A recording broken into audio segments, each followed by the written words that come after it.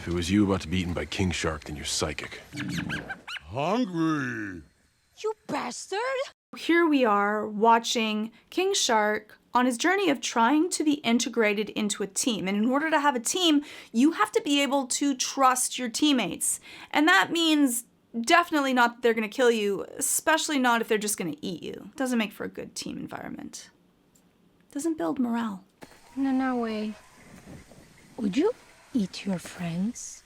I know friends. It's like the saddest moment when he says that he doesn't have any friends. He doesn't even understand really that concept because he's never had any. And I love that Ratcatcher 2 right away showed how much empathy and care she has. She's definitely a super feeler, someone that feels emotions and feels them very, very deeply. And she's befriended animals that everyone else abhors. Rats, things that people are scared of, and when they see them, they shriek. And so she's the perfect person to be able to reach out to King Shark and be able to pull him into the team and offer him something that he doesn't have yet. If you did, would you eat them?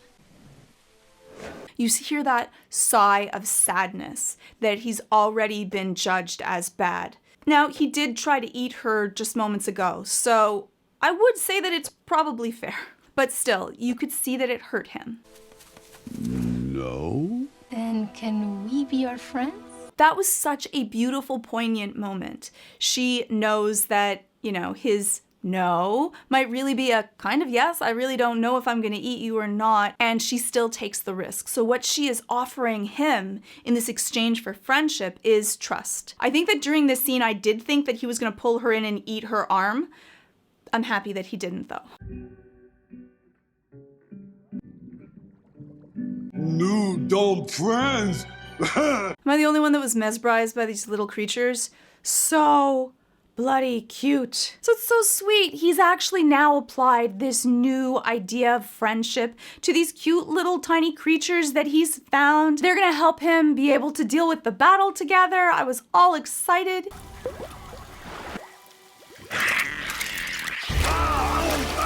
So his first creatures that he's made friends with on his own, he's applied the skill of being kind, being playful, taking them in. They have turned on him in a little bit of a scene like from the Chub Chubs. I think it was taken from that. I felt so heartbroken because here he was, the first time. And whenever you're applying a new skill, you really hope that the first time that it's applied, it is successful. That is so vastly important because if the first time it's successful, you're gonna try it again. But not only was his first set of friends not a successful friendship, because friends should not eat friends, but they were trying to harm him really physically. And I was really worried that this might wreck his feelings of friendship that he's already started to build. When our beginning relationships are harmed in being alone, not trusting the world, or having bad things happen, that flavors the way that we see everything.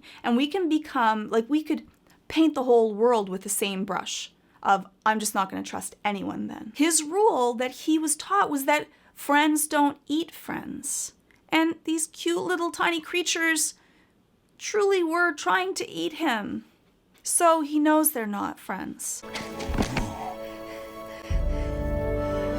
He doesn't really know how to take it. He's emotional, he makes a little tiny noise, but he doesn't embrace her back.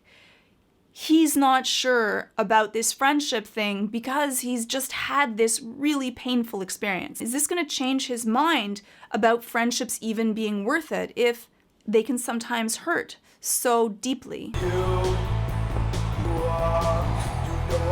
And I love it. At the end, you see him with a little tiny smile on his lips, where he really, one, accepts her and leaves her there, and two, you can see that he's so happy to be able to have someone that really cares about him, to literally and figuratively be able to lean on him and trust him. Because remember, the last time that they were asleep together, he tried to eat her. So by being able to fall asleep again and on his shoulder, where if he wanted to have a snack, it would be really quick and easy, he could.